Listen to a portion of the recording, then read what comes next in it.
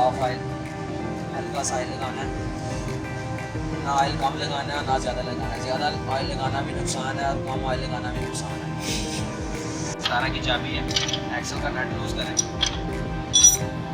तो ये 22 का है, कोड का नट लूज़ करें, 122 का भी नट होता है, 23 का भी होता है, 24 का भी लूज़ करके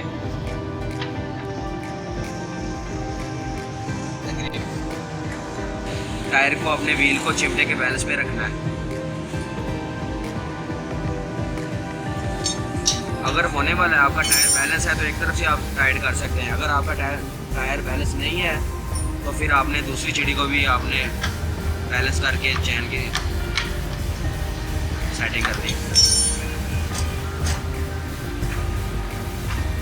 ये अब हमारा चैन की अलाइनमेंट है, इक्वल है।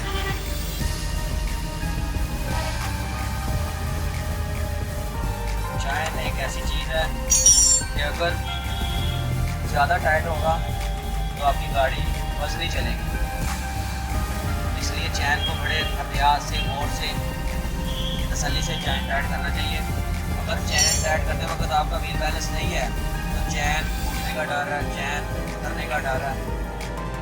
इसलिए बड़े एहतियात से आप चैन चेक करें। इधर देख लें, आपका टायर भी फ्री है और चैन की अलाइनमेंट भी हो गई है।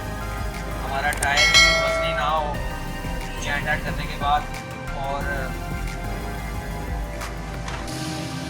अपने हिसाब से अपने चैन को चेक करना है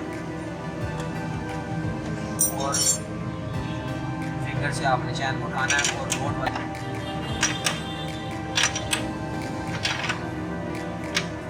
फिंगर से चैन को आपने इसलिए उठाना है कि बोल्ट का नट टाइट करते वक्त चैन अक्सर टाइट हो जाता है। जब आप अपनी फिंगर से चैन को उठा के रखेंगे तो चैन अपनी सीमत पे रहेगा, इक्वल रहेगा, टाइट नहीं होगा।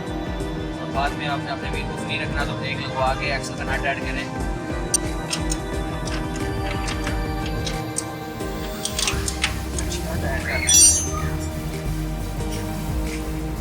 ये ले दोस्तों, आपका चैन इक्वल है। तो दोस्तों आज का हमारा चैन को तो अमल हुआ। उम्मीद है कि आपकी समझ में आ गया होगा। अगर आपको मज़ीद मालूमात के लिए